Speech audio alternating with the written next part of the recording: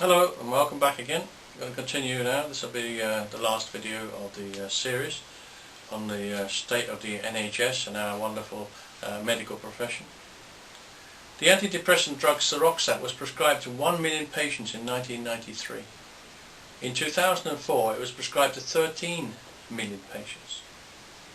Gone up from 1 million to 13 million in what, 9 years? 1 in every 3 patients that visit a doctor in the UK are prescribed antidepressants.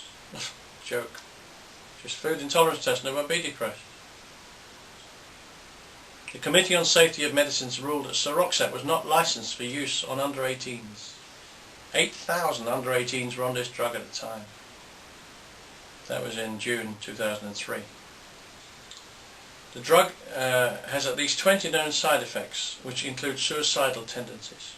The other widely used antidepressant, Prozac, has over 50 serious side effects. I think we'd be better off being depressed than being on that rubbish. Dangerous, dangerous stuff. Asthma kills 2,000 people a year, 40 people a week in the UK, and I've yet to find an asthma condition that I've not cured or helped considerably with a single food intolerance test. There's 3.5 million people registered with asthma in the UK. And 1 in 5 of them is a child. It's a crime. And nobody's telling them about food intolerance, when it's a simple solution in almost every case. Many schools will not teach hyperactive kids, ADHD, unless they are on a drug called Ritalin. School managers get a hefty government grant for every child that's on it. This is dangerous stuff. Bribing the school managers. The drug is more addictive than cocaine and turns our kids into zombies. Reported side effects are hallucinations, suicidal tendencies, derangements, and it may also cause brain damage and cancer. Over 20,000 children in the UK are on this drug, some as young as 5. ADHD is considered by the medical world to be a mental illness. A mental illness. It's got bugger all to do with it. It's food intolerance. And the sooner they start listening, the better. There are 240,000 registered ME sufferers in the UK, some as young as 5.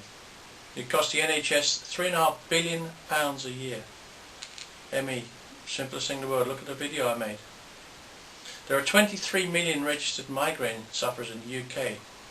For some reason 92% of those 23 million are women. I don't understand why, but that's the facts. And I've yet to find a migraine or a headache I haven't cured with a single food intolerance test. Those 23 million people don't know about health scan. Nobody's telling them. Maybe you can help me do that. There are about 400,000 epileptics in the UK and 1 in 4 is a child. And I haven't scanned many epileptics, but those I've scanned have been incredible results. Amazing results. There are 9 million hay fever sufferers in the UK. I've yet to find a case of hay fever that I haven't cured with a single food intolerance test. 9 million people suffer from it. 6 million eczema sufferers, the same thing. Easiest thing in the world to fix. Just a simple test, get your brain working properly. 40 million days are lost every year in the UK due to stress. You don't get stressed when your brain is working properly. Nothing complicated about that one. Hundreds of medicines routinely given to children have never been properly tested or licensed. Imagine, this is dangerous stuff, isn't it? While some have not even been approved for human consumption. That was in the Evening Standard on the 27th of February 1997. Who are these faceless people that run the Medical Council and the Medicines Control Agency?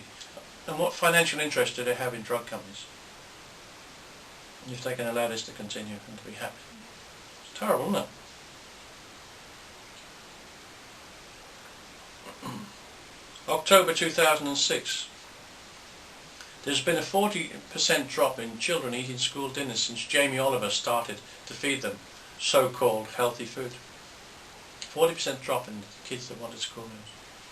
However, the change in the diet has greatly improved children's mood swings and concentration in class, and those that were using asthma inhalers no longer need them.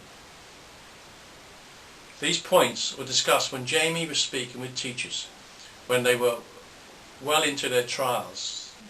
This just goes to prove that what I say about foods and food intolerance makes a great deal of sense. These children improved just by randomly changing their diet So can you imagine what each child would get with a personal food intolerance test? Jamie Oliver was talking to the teachers in the school and they were going over the way that things had changed in the foods and the so-called healthy foods. And just in passing, the teachers mentioned these things, that the children's concentration was better and that they didn't need their asthma inhalers anymore and so on. And it just got passed by, so they didn't even notice it. Jamie was more interested in the food, the preparation of the food, and probably his image, I imagine, I don't know. But the fact is that these kids became healthy just by randomly changing the diet. Can you imagine what would happen if they had a food intolerance test done in each case? Every brain's different, so you need to check it. The NHS takes about 100 million, this is a real joke, this one. The NHS takes about £100 million a year from us in car parking charges throughout the hospital network. £100 million to park our car outside the hospital.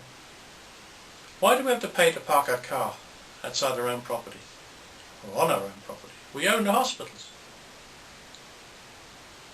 It's public land, and we're all the owners. The next time they ask for money, you tell them that. You tell them I said so. You wouldn't expect to pay to park your car in your own driveway, would you? It's crazy. Okay, I'm going to wind it up with that. Basically, when the day ever comes that they run a system like they've got in China, where doctors only get paid if you're healthy, there's going to be an awful lot of doctors looking for jobs and out of work and wonder what hit them. I'm going to let you just have one last look at my book before we finish. Why Doctors Don't Make You Healthy. You can buy it in any bookshop, £10 UK price. I'll give you the ISBN number. It's 978 847 470003. It'll show you a lot of stuff that is going on in the medical world that's wrong, not just what we've been talking about, but a lot of other stuff as well. It'll also help you to become healthy, because it'll tell you just what problems are caused by certain types of foods. I've gained an awful lot of information over the years by curing about 10,000 people, and a lot of it's in the book. Okay, if you need any help, either contact me through my website, and that's healthscan.co.uk, email me there, or online advice is available if you wish to use it. An awful lot of people do use it around the world, and it's very, very successful. Okay, I'm going to say goodbye now. All the very best. Bye-bye now. Thank you.